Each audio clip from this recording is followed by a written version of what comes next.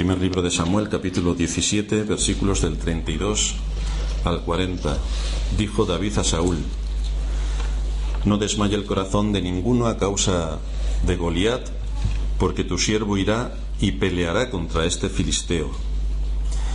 Dijo Saúl a David: no podrás tú ir contra aquel filisteo para pelear con él, porque tú eres muchacho y él un hombre de guerra desde su juventud. David respondió a Saúl: tu siervo era pastor de las ovejas de su padre, y cuando venía un león o un oso y tomaba algún cordero de la manada, salía yo tras él y lo hería y lo libraba de su boca, y si se levantaba contra mí yo le echaba mano de la quijada y lo hería y lo mataba. Fuese león, fuese oso, tu siervo lo mataba, y este filisteo incircunciso será como uno de ellos, porque ha provocado al ejército del Dios viviente. Añadió David: Jehová, que me ha librado de las garras del león y de las garras del oso, él también me librará de la mano de este filisteo. Y dijo Saúl a David: ve, y Jehová esté contigo. Y Saúl vistió a David con sus ropas, y puso sobre su cabeza un casco de bronce, y le armó de coraza. Y ciñó David su espada sobre sus vestidos, y probó a andar, porque nunca había hecho la prueba. Y dijo David a Saúl: yo no puedo andar con esto, porque nunca lo practiqué. Y David echó de sí aquellas cosas. Y tomó su cayado en su mano, y escogió 5 piedras lisas del arroyo, y las puso en el saco pastoril, en el zurrón que traía. Y tomó su honda en su mano, y se fue hacia el filisteo.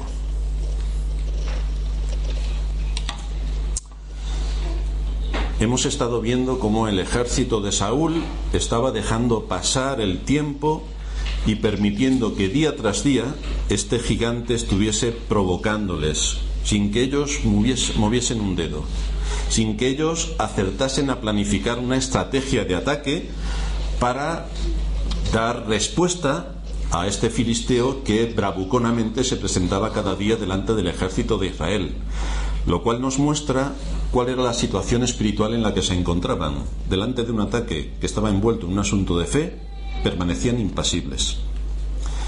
Nos preguntábamos cuál era la comunión con Dios que debería tener este gran ejército poderoso de Saúl, y decíamos que evidentemente estaban en una situación diametralmente opuesta a la que mantenía David, a tenor de lo que vemos. Aquel que ha sido llamado por Cristo debe tener una relación íntima con Cristo, y esta pasión por Cristo debe controlar todo su ser en todas sus manifestaciones, y debe estar dispuesto a hacer lo que debe hacer en el momento en el que lo debe hacer.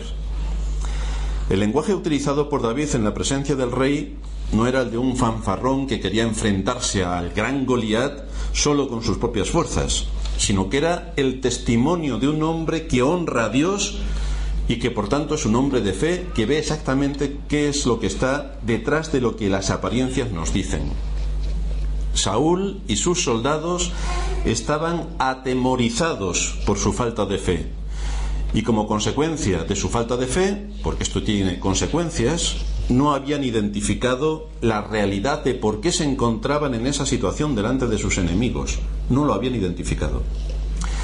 Sin embargo, David, como hombre de fe, es decir, como hombre que sabe cómo tiene que vivir delante de Dios, cuáles son sus responsabilidades y cómo tiene que observar y meditar en todo lo que ocurre para dar cumplida respuesta a las situaciones que se le presentan, David, vemos que se dirige a llevar a cabo la labor que tiene encomendada.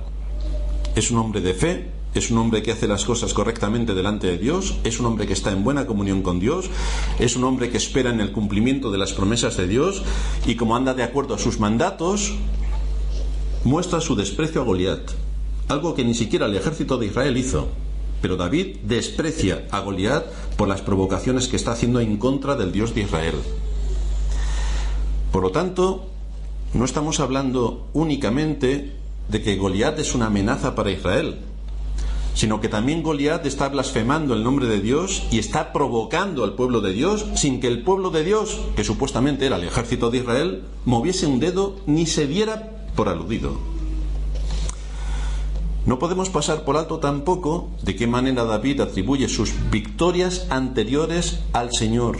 El Señor me libró. No dice: yo como era pastor y me ejercité en todas esas tareas, yo pude vencer al león y yo pude vencer al oso. No, en absoluto.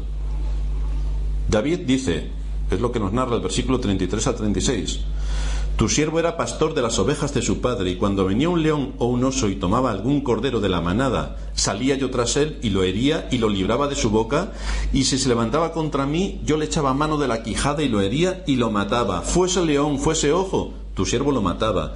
Y este filisteo incircunciso será como uno de ellos, porque ha provocado al ejército del Dios viviente. David estaba, por lo tanto, habituado a enfrentarse a situaciones enormemente tensas para defender lo que era suyo.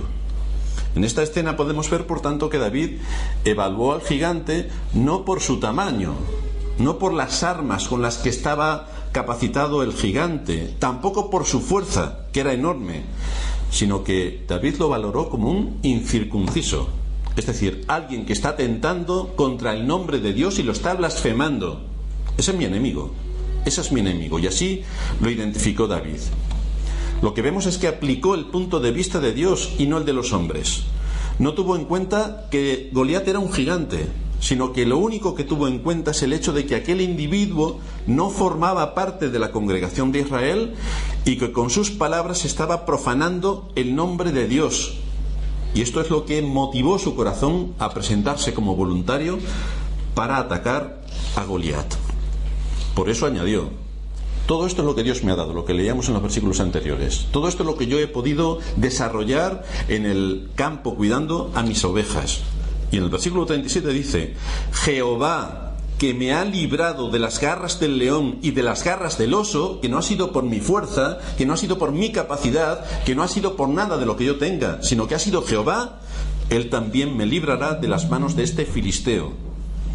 Con lo cual encontramos la fe inquebrantable que David tenía en Dios, fruto de su comunión con Él y basado en cuál había sido su camino andando con Dios.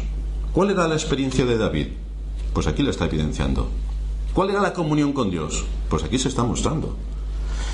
Esto nos indica que esa era la forma en la que David trataba con Dios, de manera que no tenía temor en que Dios actuase ahora tal y como lo había venido haciendo en el pasado, porque Dios le había dado pruebas evidentes y tangibles de su cuidado y protección en medio de luchas feroces. También vimos cómo Saúl accede a que David pelee contra el filisteo. Y decíamos que como no estaba acostumbrado a llevar una armadura como la que Saúl le puso, el texto nos dice directamente que desechó de sí aquella armadura.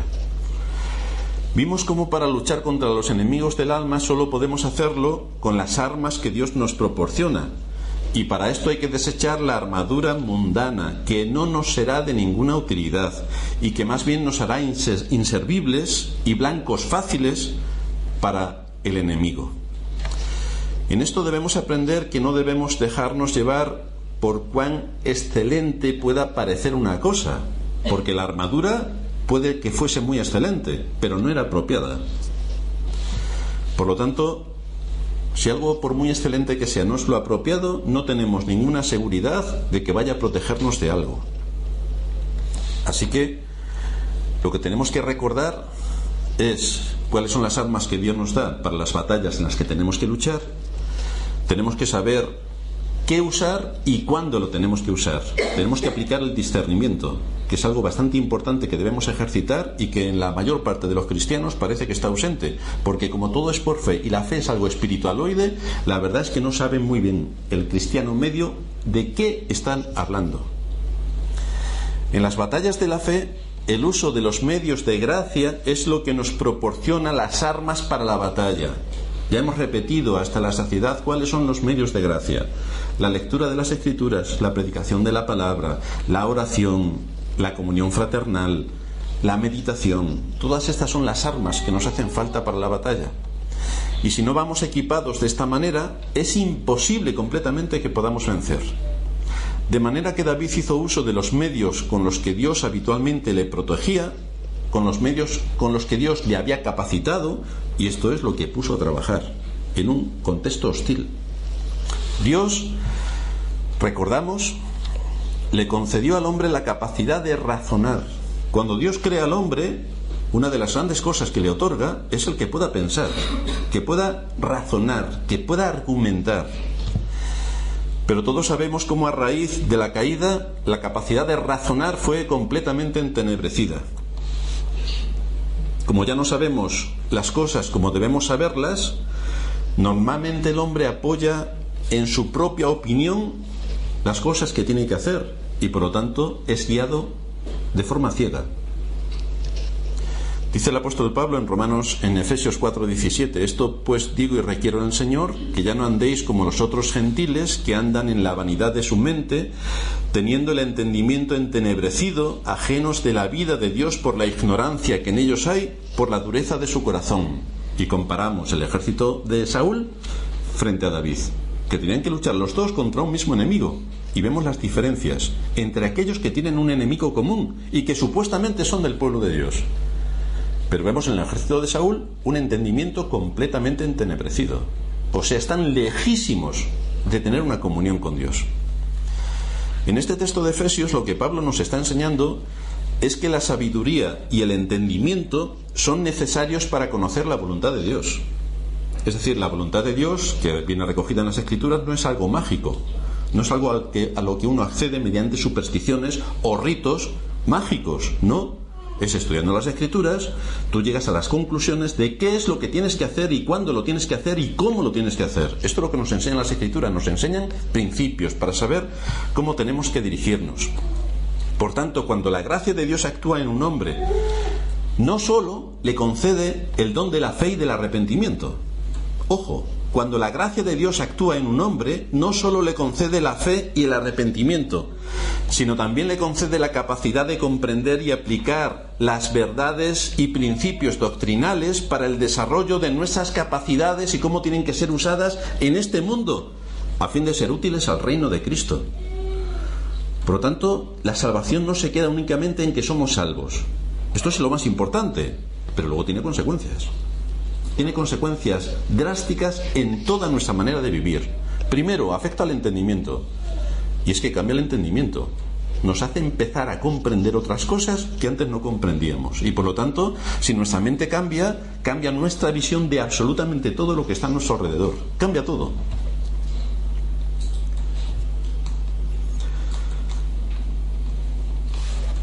Algo importante que Dios concede con la fe y el arrepentimiento es también el que podamos acercarnos a Él para pedir sabiduría, porque necesitamos dotar a nuestra inteligencia con bases claras de cómo tenemos que dirigirnos en este mundo.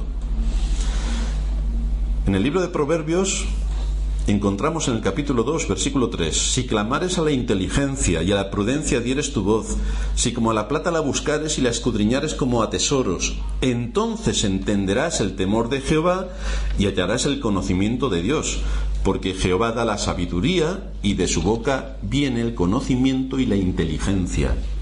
Y no es únicamente, que es mucho, no es únicamente el conocimiento de cuántos libros hay en la Biblia y que me sé de memoria el Salmo 119, no. Son muchas más cosas de cómo se aplica el conocimiento que Dios nos ha dejado revelado en su palabra a todas las áreas de la vida. A mi familia, a mi trabajo, a mis relaciones sociales, a mis relaciones con el gobierno, a mis relaciones con todo lo que se mueve a mi alrededor. Es Dios el que da la prudencia. Es Dios el que da la sabiduría. ¿Y cuál es el medio por el que Dios da prudencia y sabiduría? ¿Cómo Dios le pudo dar a David prudencia y sabiduría de manera que otros muchos oyeron de él? Y por eso David fue llamado a la corte y por eso David está ahora mismo donde está, porque ya lo conocía Saúl. En primer lugar, tenemos que decir que el medio por el que Dios da prudencia y sabiduría es abriendo nuestro entendimiento y restaurándolo en la conversión.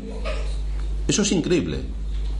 Muchos consideran que la conversión es solamente decir: Dios me ha llamado, ya soy cristiano y se acabó. Ya no hay nada más que hacer, porque como yo ya soy cristiano, error fatal. Es como cuando viene un bebé al mundo. Bueno, como el bebé ha venido al mundo, lo dejamos tal cual ha venido el bebé y no esperamos nada más del bebé. Ni siquiera le alimentamos. ¿Para qué? Si ya tiene la vida, que se alimente él solo. Pues evidentemente el bebé en unos días se morirá. O si como mucho le empezamos a dar papilla y solamente dejamos que de papilla lo tenemos atado y solamente con papilla, pues cuando el bebito tenga 20 años será un inútil completo, estará postrado y será una carga para todos. Esperamos que ocurran cosas con ese bebé, de la misma manera que cuando Dios convierte el alma y nos lleva a conocer las Escrituras, esperamos que ocurran cosas. Tiene que haber un crecimiento. Si no hay un crecimiento, es que allí no ha habido conversión. Esa es la regla de 3 que se establece. Si no hay crecimiento, no hay conversión. Por lo tanto, puede haber un crecimiento más rápido o menos rápido, pero tiene que haber un crecimiento. Dice el apóstol Pablo en Efesios 1:7, el texto que leíamos en la introducción, que es en él en quien tenemos redención por su sangre, el perdón de pecados según las riquezas de su gracia, que hizo sobreabundar para con nosotros en toda sabiduría e inteligencia. Fijaos, lo que dice la Escritura va en contra de lo que piensa el mundo religioso, que cuanto más tonto seas, más santo eres. Pues resulta que no, que la Escritura nos dice que Dios hizo sobreabundar todo lo que nos dio en Cristo para con nosotros en toda sabiduría e inteligencia. Por lo tanto, tenemos que pensar. Y tenemos que, al pensar, saber cómo funcionan todas las cosas y cómo se aplica la doctrina de la Escritura a la vida práctica. Eso es la sabiduría. Cómo aplicar el conocimiento a cosas concretas de la vida. Así que lo que Pablo está diciendo es que Dios manifestó su gracia para con su pueblo, no solamente perdonando nuestros pecados, no solamente haciéndonos hijos de su reino, sino también concediéndonos la sabiduría y el entendimiento para conocer el misterio de su voluntad. Y luego, al conocerlo, ¿cómo se aplica? ¿Cómo se aplica en mi vida el misterio de su voluntad? Dios nos salva, pero Dios no nos libra de las 1000 batallas que se dan a lo largo de nuestra vida en este mundo. Nos da las armas, pero fijaos que Dios no envió su palabra y pulverizó a Goliat. No hizo eso. Ni lo hace normalmente a lo largo de toda la historia, con todos los que han pertenecido al pueblo de Dios. No lo hace, no actúa así. Por otra parte, vemos que David asumió su deber. No desistió de cumplir con su responsabilidad. Y fijaos, a pesar de que cuando llega allí a primera línea de batalla, su hermano Eliab le desprecia, a pesar de que Saúl había tratado de desalentarle para que no luchase contra Goliat, y a pesar de que Goliat le desprecia también, David mantuvo su posición firme, porque allí estaba en juego el nombre de Dios, estaba en juego el testimonio, y por amor al testimonio y al nombre de Dios, David mantuvo firme su posición. Esto nos enseña que el que camina por fe no debe esperar ser popular entre los hombres. Es decir, yo no debo necesitar el aplauso de los hombres para hacer lo que tengo que hacer. Si sé lo que tengo que hacer, lo tengo que hacer. Si me aplauden, genial, y si no me aplauden, que es lo que más normalmente va a ocurrir, yo tengo que cumplir con mi deber. Y no debo esperar a que todos vengan conmigo. David no esperó a que todo el ejército de Saúl se motivase y fuese con él a la guerra. No. David sabía lo que tenía que hacer y lo hizo. Nosotros aquí estamos a veces diciendo, tenemos que evangelizar, esta iglesia tiene que evangelizar. Pero claro, que evangelice otro, yo no. Pero hermano, coge folletos y vete tú a evangelizar, si no necesitas a nadie. David no necesitó a nadie para enfrentarse a Goliat. ¿Y tú a quién necesitas para evangelizar? ¿A quién necesitas? ¿Necesitas que organicemos una campaña en la iglesia, como hacen la gente del mundo eclesiástico de nuestros días, para hacer algo? ¿O necesitas simplemente cumplir con tu deber? Porque sabes perfectamente cuál es tu deber. Así estaba David y así cumplió con su deber. De manera que todo esto nos enseña, repito, que el camino de la fe, el que camina en el camino de la fe, no debe esperar ser popular entre los hombres, porque en general vamos a estar en medio de un pueblo impío. En general, muchas de las que se llaman iglesias son más impías que los impíos. Por lo tanto, no tienen capacidad de apreciar qué es lo que le motiva al hombre de Dios a cumplir con sus responsabilidades. Y entonces se cumple la palabra de Pedro cuando dice, a esto les parece cosa extraña que vosotros no corráis con ellos en el mismo desenfreno de disolución y os ultrajan. Nosotros tenemos que hacer lo que tenemos que hacer. Nos da igual lo que piense el vecino, lo que piense el amigo, lo que piense el que tengamos al lado. Nosotros tenemos una responsabilidad y la tenemos que hacer sí o sí. Así que David se dispuso a luchar de acuerdo a los principios de la fe y del conocimiento que se desprenden de aquel que ha sido realmente llamado por Dios, para que la victoria fuese también de aquel que obra a través de los medios y de los instrumentos más débiles y despreciados por los hombres. Porque si hay un instrumento débil en esta guerra, ese es David. Hay grandes hombres en el ejército que están ya hartos de asistir a batallas. Y llega un muchacho de una aldea que es quien se va a enfrentar contra Goliat. Por lo tanto, Dios utiliza medios débiles y despreciados por los hombres para cumplir precisamente su propósito, para cumplir su voluntad. A los ojos de la carne, David era un muchacho que acababa de llegar de la aldea. A los ojos de la fe, tenemos a un hombre que ha sido curtido en las batallas a las que le ha sometido la providencia y por lo tanto no descansa en una fe ciega y milagrosa, sino en una fe con conocimiento y sobre la que ya ha tenido constancia del cuidado de Dios en numerosos conflictos. Pero no olvidemos una cosa: Dios siempre utiliza medios humanos para cumplir sus propósitos. No llegan los milagros, no. Eso ocurrieron en épocas excepcionales en Israel y se acabaron. Muchos siglos estuvo Israel sin milagros y nadie se levantó allí reclamando milagros. Por lo tanto, Dios actúa para cumplir sus propósitos usando medios humanos, es decir, tú.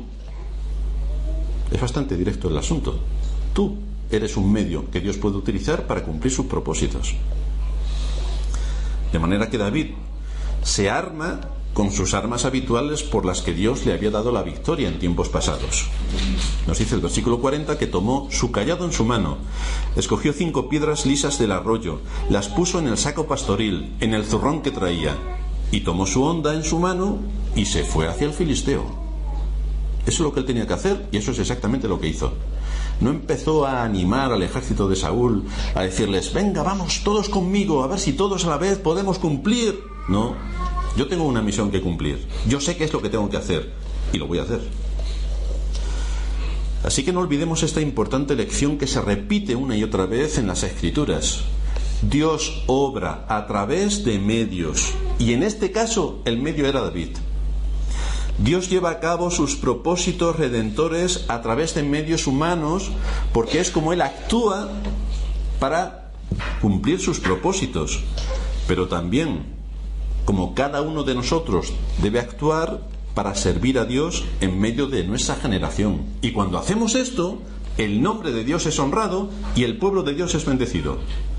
Ahora, nosotros no hacemos esto, el nombre de Dios no es honrado y el pueblo de Dios no es bendecido. Por lo tanto, tenemos bastantes cosas en las que meditar para saber cómo Dios usa todas las cosas para la gloria de su nombre y el bien de su pueblo cuando nosotros hacemos lo que tenemos que hacer.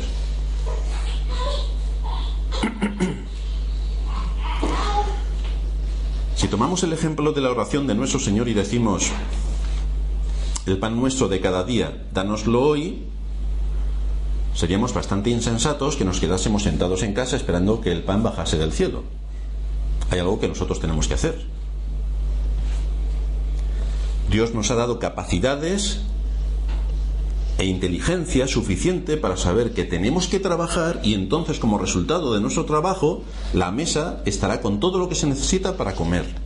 Pero no esperamos cosas milagrosas. Esperamos que Dios nos dé fuerza, que Dios nos dé valor y que nos dé inteligencia para cumplir con fidelidad nuestro trabajo y poder proveer para nuestra familia.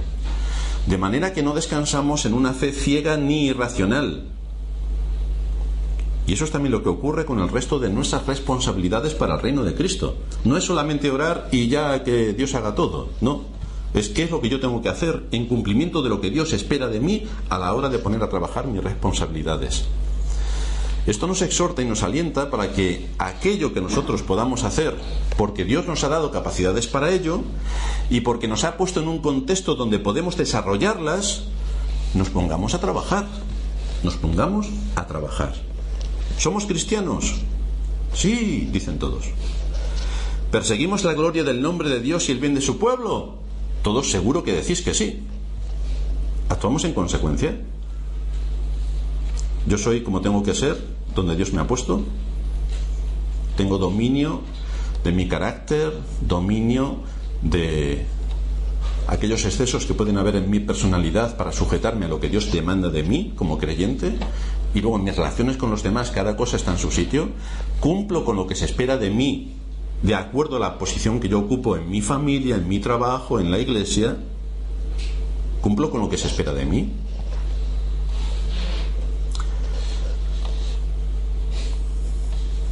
Si no queremos trabajar, no nos debemos extrañar de que Dios no nos envíe bendiciones y que Dios por medio de nosotros no bendiga a nadie más, porque es que nosotros no queremos trabajar. Tenemos una disposición a trabajar para el reino de Cristo como la tenía David. Seremos sin duda una bendición para nosotros, una bendición para nuestra generación, y honraremos el nombre de Cristo, aunque nadie más lo vea. Pero es lo que estaremos haciendo. Dios usa su providencia para que las capacidades sean desarrolladas, por lo que trabajando podemos cumplir con aquello que se espera de los hijos de Dios. De manera que podemos ver una vez más que es en el ejercicio de nuestro deber cuando servimos a Dios, en el ejercicio de nuestro deber. Lamentablemente la gente que se llama cristiana se deja llevar por los temas milagrosos, que son más bien supersticiosos, pensando que por ser hijos de Dios, según ellos creen, recibirán poderes extraordinarios y ocurrirán cosas fantasiosas. Por favor, que se pongan a comer un día con la mesa limpia y que oren para que la mesa se les llene de alimento. Y entonces veremos qué es lo que ocurre. Ya que eso es lo que hacen con el resto de las cosas, que empiecen a comer así. Ellos piensan que no tienen por qué trabajar de una manera sensata, precisa, lógica y coherente con las Escrituras, porque todo entra dentro del mundo espiritualoide y supersticioso. Esto desde luego es una estrategia colosal del maligno que hace que las mentes erradas de estas personas caigan en los caminos de la superstición y por lo tanto vayan directamente a la condenación. Esto es lo mejor para Satanás. Ya lo ha hecho a lo largo de toda la Edad Media, a lo largo de toda la historia antigua, en los pueblos donde el Evangelio no había sido predicado, pero hoy lo sigue haciendo en las naciones donde el Evangelio ha sido predicado, lo cual evidencia una ignorancia supina en muchos que se llaman creyentes y que no lo son, y una falta de conocimiento colosal de la voluntad de Dios revelada en su palabra en muchos que se llaman creyentes y que desprecian sistemáticamente la enseñanza de las Escrituras. David está ante una gran prueba. Podemos ver cómo se enfrenta a ella, cuáles son sus recursos y dónde pone su confianza. No se lamenta, pobre de mí, con lo joven que soy, estar aquí en plena línea de batalla. No empieza a lamentarse ni a quejarse de la situación en la que se encuentra. Tampoco se acobarda y tampoco huye. Creo que esto es interesante que lo tengamos en cuenta porque lo está haciendo un adolescente. Y nosotros ya, algunos hemos pasado la adolescencia. Tenemos que pedirle a Dios que nos ayude a reaccionar ante las pruebas y aflicciones de una manera objetiva, guiados por convicciones fundadas en su palabra, no por temas supersticiosos y sensacionalistas, para que Dios nos libre de las pruebas, de las aflicciones o de los juicios, así, porque eso no ocurre. Y como muchos de los creyentes están esperando que Dios actúe así, evidentemente se frustran, se les va el gozo, se les va la paz, se desesperan y acaban completamente enojados contra Dios.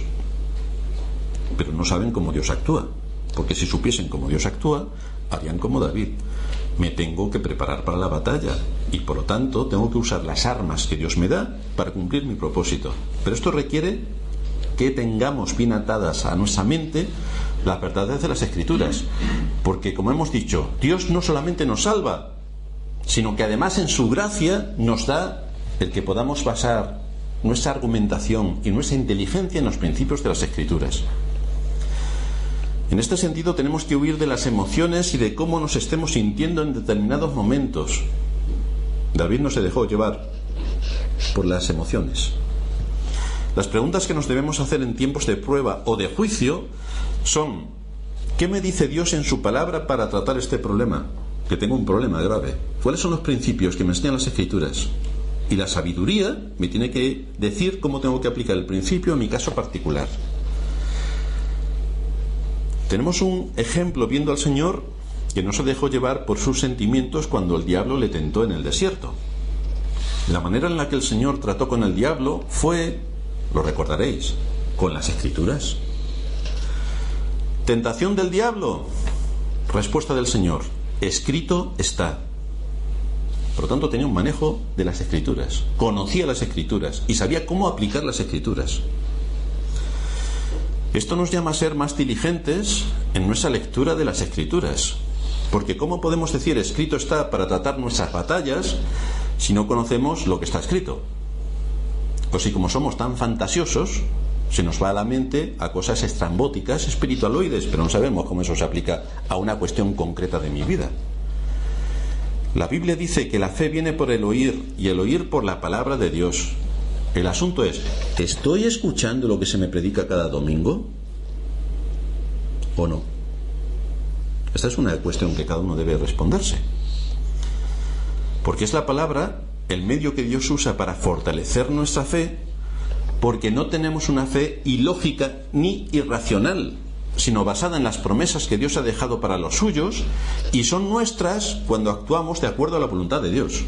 Entonces son nuestras cuando actuamos de acuerdo a la voluntad de Dios, de la manera en la que Dios lo ha ordenado, no de la manera estrambótica que muchos se imaginan.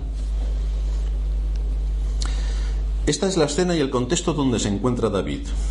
Ve todo lo que está ocurriendo a su alrededor, explora el terreno, detecta en qué situación se encuentra cada cosa, observa la provocación de Goliat, y entonces David se ofrece para pelear voluntariamente contra Goliat. Pero fijaos todo lo que ha tenido que hacer para asegurarse de que la batalla está en consonancia con lo que Dios a través de los años le ha enseñado. Este aspecto es vital, porque David muestra una disposición generosa al presentarse voluntariamente para afrontar la batalla. Fijaos que no le obligan, él va voluntariamente. Y encontramos también aquí el ejemplo de nuestro Señor Jesucristo, quien también se ofreció voluntariamente para dar su vida por su pueblo. Dejó su trono de gloria donde millones y millones de ángeles le adoraban, y se hizo en semejanza de hombre y se humilló hasta lo sumo, haciéndose obediente hasta la muerte y muerte de cruz, de forma voluntaria. Ahora, este aspecto de voluntario es determinante a la hora de servir a Dios y ser útiles a nuestra generación. Esto es lo que estábamos comentando el pasado jueves en la clase de homilética. El asunto es que los que se llaman creyentes entienden otra cosa con el término voluntario. No lo entienden tal y como lo enseña la Escritura. No, entienden otra cosa. Así que debemos hacer algunas observaciones de lo que implica que uno se ofrezca voluntariamente, para que no nos engañemos pensando algunas cosas que no significa. Al Evangelio nos acercamos todos nosotros voluntariamente. La gente se incluye y se integra en la Iglesia voluntariamente. ¿Pero qué implica voluntario? Vamos a ver lo que implica voluntario en el contexto de la Iglesia. Alguien que se ofrece voluntario, en primer lugar, hace las cosas cuando le apetece, cuando le viene bien, porque para eso es voluntario. Alguien que es voluntario, en segundo lugar, no es necesario que se esfuerce en hacer las cosas con calidad y con buen criterio, ni con exigencia ni al detalle, no, porque lo hace desde su posición de voluntario. En tercer lugar, puede que este voluntario haga las cosas mal, pero no le podemos exigir nada, porque como es voluntario. En cuarto lugar, tampoco tiene por qué cumplir los compromisos que ha dicho que iba a hacer. Nada se le puede exigir, de manera que aunque haya dicho que va a hacer algo, si no lo hace, no le podemos decir nada, porque como es voluntario. ¿Cuáles son las características del voluntario? Pues que normalmente no tiene cualificación para hacer lo que va a hacer. Luego, tampoco tiene ninguna responsabilidad, ni la asume. Luego, no cumple con aquello que ha dicho que va a cumplir. Y en último lugar, lo que sí tiene es muy buena voluntad para hacer las cosas. Lo que pasa es que nunca las hace. Pero tiene una voluntad para hacer las cosas increíble. Lástima que le quede el hacerlas. Este es el voluntario. Claro que si nuestro Señor Jesucristo hubiese venido a salvar a su pueblo con esta disposición, estábamos todos nosotros en el infierno. Y si David se hubiera propuesto librar a su pueblo de Goliat, estaría ahora mismo comiendo tranquilamente con Goliat en medio del campo. Porque claro, como era voluntario, como este es el concepto que muchos tienen respecto a los asuntos de la Iglesia, es normal que las iglesias sufran lo indecible para salir adelante. Porque con semejante ejército de voluntarios, que son como el ejército de Saúl, no hay forma de andar y no hay forma de vencer las batallas. ¿De qué nos sirve el ejército de Saúl? ¿De qué nos sirve?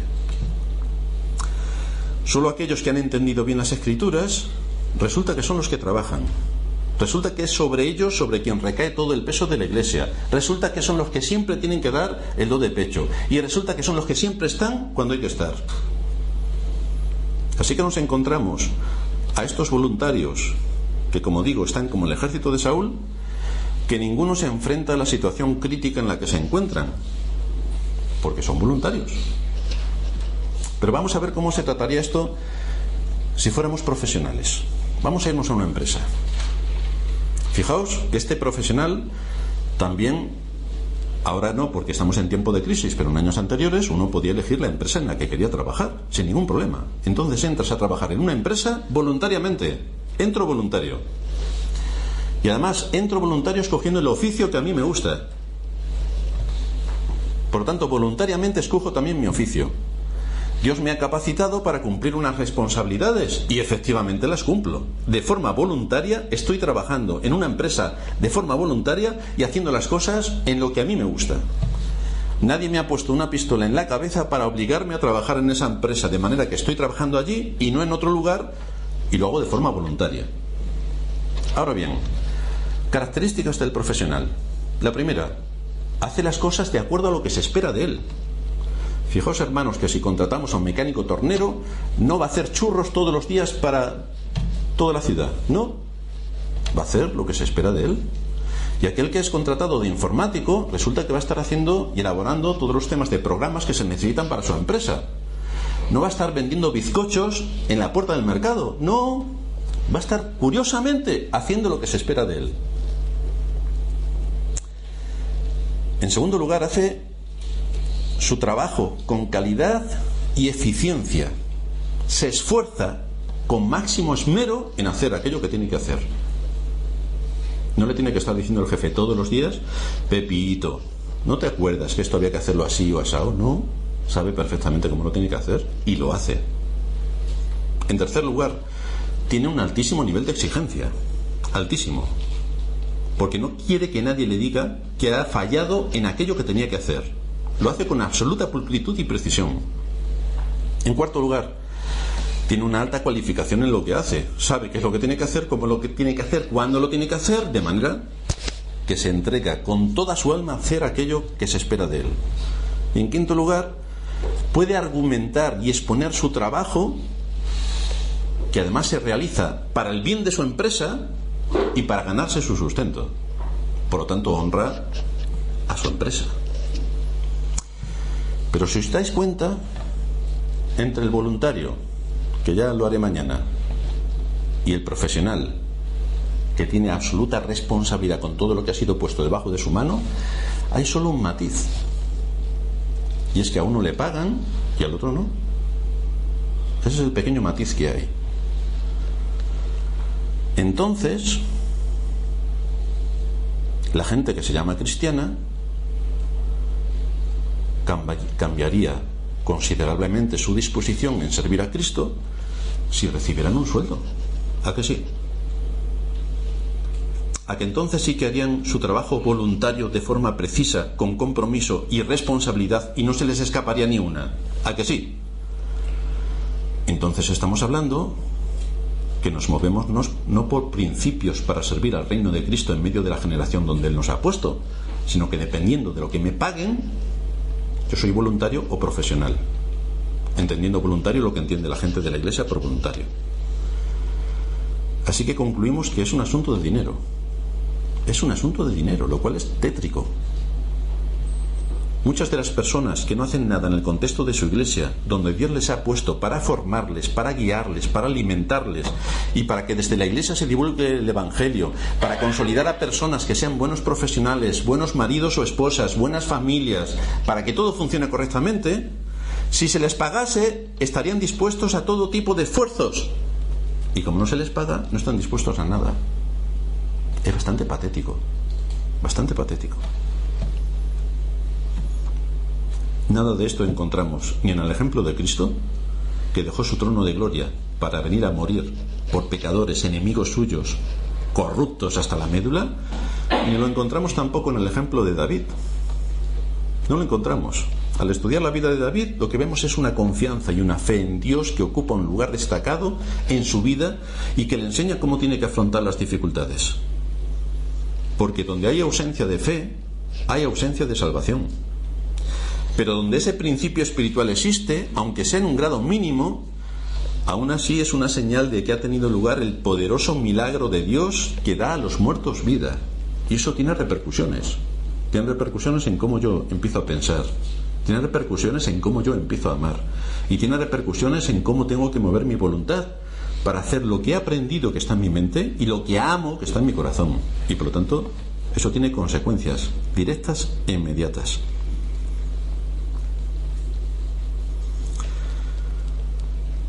De manera que en la vida de David vemos cómo la fe ha estado operando, cómo Dios la ha puesto en distintas situaciones y cómo está haciendo lo que debe de hacer en el momento que lo debe hacer y cómo lo debe de hacer. Lo cual es un ejemplo para todos nosotros de cómo debemos conducirnos y guiarnos, haciendo que la palabra de Dios renueve nuestro entendimiento, nos haga amar la voluntad de Dios y nos lleve voluntariamente a ofrecernos delante de Él para cumplir con nuestro deber en medio de la generación donde Él nos ha puesto.